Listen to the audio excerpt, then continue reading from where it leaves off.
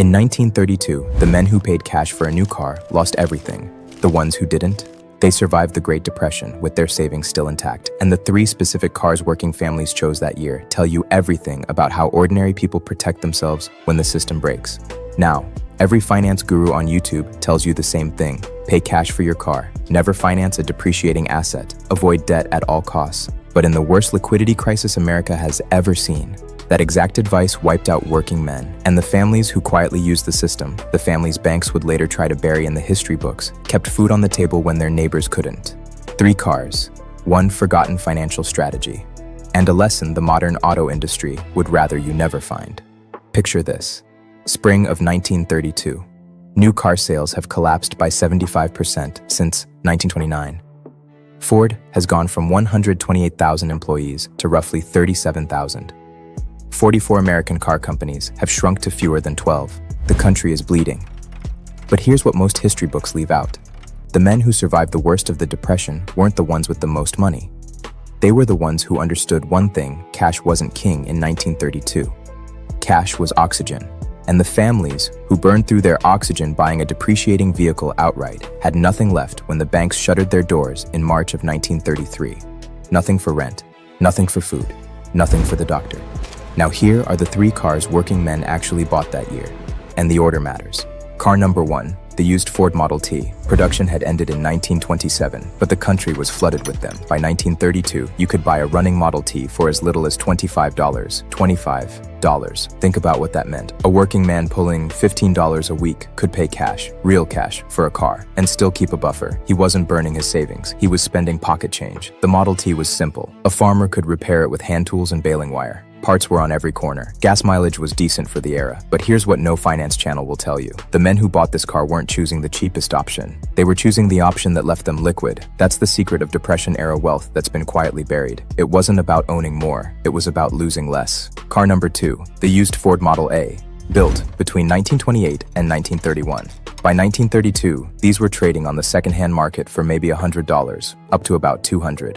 A real step up from the Model T. Faster, more comfortable, better brakes, easier on the eyes. But here's what made it the smart play for working families. The Model A had only been off the assembly line for a single year. Parts were fresh, mechanics knew it cold.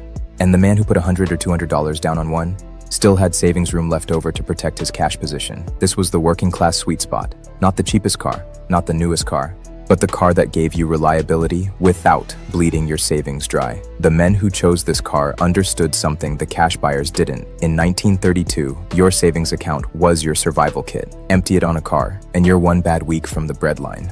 And now, car number 3, the one that breaks every modern personal finance rule on the books, and it's the most important. The brand new 1932 Chevrolet Confederate, around $500 to $600 off the showroom floor. Now you might be asking, how did a working man afford a brand new car in the worst year of the Depression?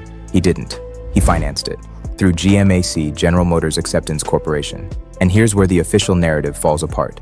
In 1932, in the absolute pit of the Great Depression, GMAC's loss rate on installment car loans was under 1%. 1%. That means the working men who bought new Chevrolets on time payments paid them off even during a depression because the structure was designed to let them keep their cash positions intact. $20 down, $20 a month. The man who used this structure could keep $300 in his savings, his real emergency fund, while still driving a reliable new vehicle to work every morning. The cash buyer?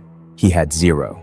And when the bank slammed shut in March of 1933 and his daughter needed a doctor, guess which family was prepared? Now, connect the dots. 3 cars, 3 price points, 3 different working class strategies. Not one of them is the strategy modern finance gurus tell you to use today. Every family that survived understood the principle banks would later spend decades trying to bury. Liquidity is worth more than ownership in a crisis. The men who emptied their accounts to own outright gave up the one weapon that mattered. The men who structured the deal smart, bought used or financed at a low monthly cost, kept their oxygen. And here's the part that should sit with you for a minute. Right now, in 2026, auto loan delinquencies are climbing. Household savings are sitting at recession-level lows. And every commercial on television is still telling you to pay cash or finance at 0%, while the real rates on the lot are 7, 8, 9%. Same trap, different decade. If this changed how you see the Great Depression, and how working families actually made it through. Hit subscribe. We do this every week on Elite Grind Group. Real history, real money lessons, the ones they don't teach you in school. This video is for educational and informational purposes only and does not constitute financial advice. Consult a licensed financial professional before making any decisions with your money. Stay focused, stay consistent, stay elite.